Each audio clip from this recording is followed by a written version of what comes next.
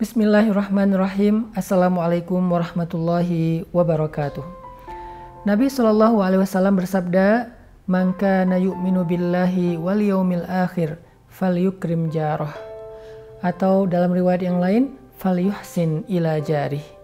Siapa yang beriman kepada Allah dan hari akhir, hendaklah dia berbuat baik kepada tetangganya, atau hendaklah dia memuliakan tetangganya.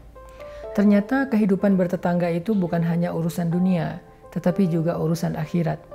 Seseorang itu nanti di akhirat akan ditanya tentang bagaimana keadaan dia dengan tetangganya. Kalau tetangga merasa pernah terganggu dengan sikap kita, dengan perilaku kita, dengan cara hidup kita, maka semua itu nanti akan ditanya di akhirat.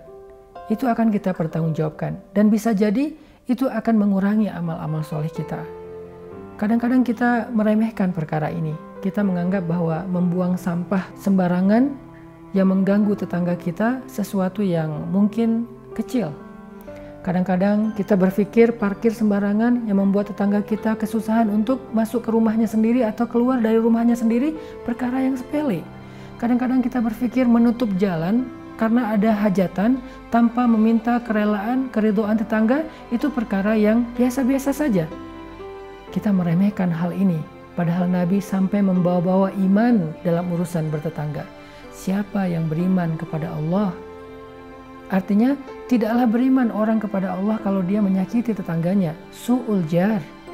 Tidak disebut orang yang beriman kalau dia menyakiti perasaan tetangganya. Kalau dia membuat tetangganya merasa sedih. Kalau dia membuat tetangganya merasa terganggu. Apalagi jika itu sudah menjadi tabiatnya dan terkenal di antara semua tetangga-tetangga di depan rumah, di belakang, kanan, kiri, bahkan mungkin satu desa. Tidak beriman kepada Allah orang yang seperti ini. Su'ul jar.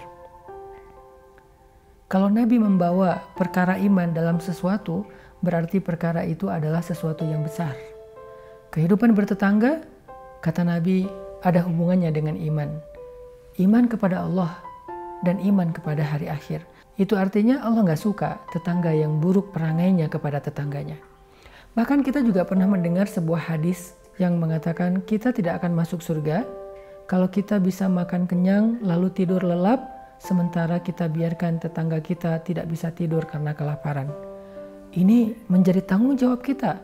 Kalau kita tinggal di sebuah komplek yang mungkin semua tetangga kita adalah orang yang mampu, mungkin bukan hadis ini yang dipakai, tetapi hadis anjuran untuk menjaga tangan, lisan kita dari mengganggu tetangga.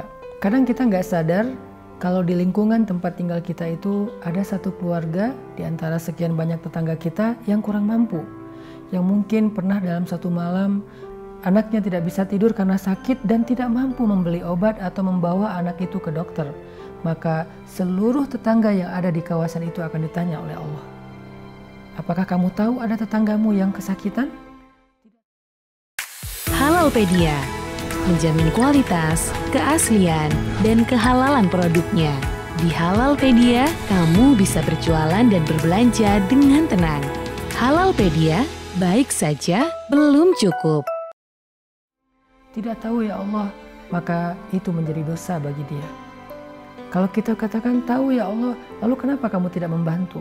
Saya pikir itu bukan urusan saya, ini bukan akhlak orang yang beriman. Orang yang beriman itu menganggap seluruh orang-orang yang ada di sekitarnya itu saudaranya, sehingga dia memperlakukan mereka seperti dia ingin diperlakukan dengan cara baik. Salah satu di antara ciri tetangga yang buruk dan Allah tidak suka kepada mereka adalah tetangga yang suka membicarakan aib tetangganya, suka membicarakan masalah tetangganya. Kadang-kadang kita nggak sengaja mendengar tetangga ribut dengan pasangannya, dengan keluarganya, lalu keributan itu kita bicarakan. Sampai bahkan ada yang orang sengaja ngeposting tentang masalah pribadi orang lain. Ketika mendengar ada keributan di rumah tetangga, kita videoin. Lalu kita posting, kita sampaikan di sosial media. Walaupun kita hanya sekedar bercanda, walaupun kita anggap ini sesuatu yang nggak serius, tetapi di sisi Allah ini perkara serius karena menyangkut dengan aib dan kehormatan seseorang. Maka teman-teman yang dirahmati Allah Subhanahu wa Ta'ala, jangan berpuas diri dulu kalau kita sudah menjadi ahli ibadah. Jangan berpuas diri dulu kalau kita sudah menjadi ahli ilmu. Coba periksa setelah kita memeriksa keluarga kita, sekarang coba periksa rumah-rumah yang ada di sekitar tempat tinggal kita. Coba periksa orang-orang yang ada di sekeliling kita. Coba periksa tetangga kita. Jangan-jangan tanpa kita sadari, selama ini kita sering menyakiti perasaan mereka. Jadilah orang yang ra'fah seperti Nabi, yaitu orang yang sangat hati-hati dalam menjaga perasaan orang lain, menjaga hak orang lain, menjaga kenyamanan orang lain.